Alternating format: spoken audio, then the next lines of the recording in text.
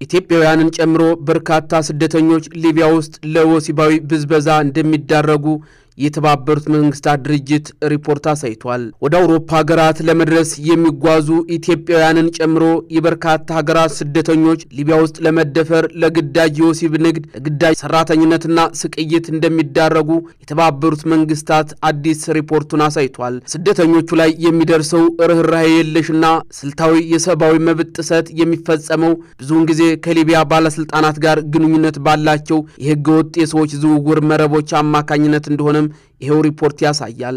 የተባበሩት መንግስታት የሰብአዊ መብቶች ከፍተኛ ኮሚሽን ጽህፈት ቤትና የሊቢያ የድጋፍ ተልዕኮ ትናንት የካቲት 10 ቀን 2018 ዓ.ም በጋራ ያወጡት ሪፖርት ሊቢያ ውስጥ የሚገኙ ኢትዮጵያውያን የሚደርስባቸውን ስቃይም ዘርዝሯል። ከጥር 2016 ዓ.ም እስከ ታህሳስ 2018 ዓ.ም ያለውን ጊዜ የሚሸፍነው ይህ ሪፖርት ሲዘጋጅ ከ16 የአፍሪካ የመካከለኛው ምስራቅና ደቡብ እስያ ሀገራት የተውጣጡ 100 ገዳማ ፍልሰተኞች ጥገኝነት ጠያቂዎችና ስደተኞች ቃለ መጠይቅም ተደርጎላቸዋል ነው የሚለው ይኸው መረጃ።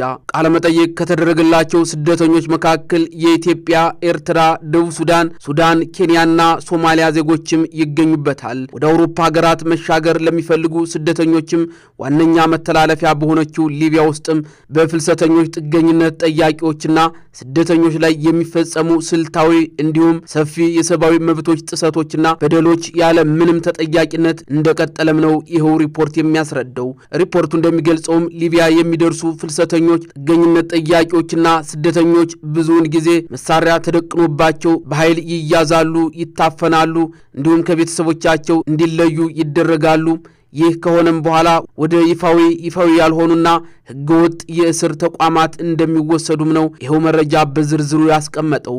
ማጎሪያ ማዕከላት ውስጥም ለረጅም ጊዜ ይታሰራሉ። በሚደርስባቸው ስቃይና ኢሰብአዊ አያያዝ ምክንያትም ለመፈታት ገንዘብ እንዲከፍሉ ይገደዳሉ ሲልም ያክላል። ብዙውን ጊዜ ከመንግስት አካላት ጋር ግንኙነት ያላቸው ህገወጥ የሰዎች አዘዋዋሪዎች ስደተኞቹ የሚገኙበት ተጋላጭ ሁኔታ በመጠቀም ለማትረፍ እንደሚንቀሳቀሱም ሪፖርቱም ያስረዳል። የህገ ወጥ የሰዎች አዘዋዋሪዎች ገንዘብ ለማግኘት ሲሉም ስደተኞቹን ለግዳጅ የወሲብ ንግድ፣ የግዳጅ ዘረኝነትና የቤት ውስጥ ባርነት እንደሚዳርጓቸውም ነው የጠቀሰው። ሌሎች ጾታን መሰረት ያደረጉ ወሲባዊ ጥቃቶችም፣ ስቅይት እንዲሁም ብዝበዛ እንደሚፈጸምባቸውም ነው ሪፖርቱ ያመላከተው። ከ3 ዓመት እስር በኋላም አልሹ ወይሪፍ ከተባለው የማጎሪያ ካምፕ ነፃ መውጣቱን የተናገረ አንድ ኢትዮጵያዊ ማቆያው ውስጥ ህፃናትና ሴቶች እንደሚገኙ መግለጹም ተጠቅሷል። በሪፖርቱ ዝግጅት ወቅትም ኢትዮጵያውያንን ጨምሮ እድሜያቸው ከ17 እስከ 43 የሆኑ 45 ሴቶችንና ህፃናት ሴቶች ቃለ መጠይቅም ተደርጎላቸዋል።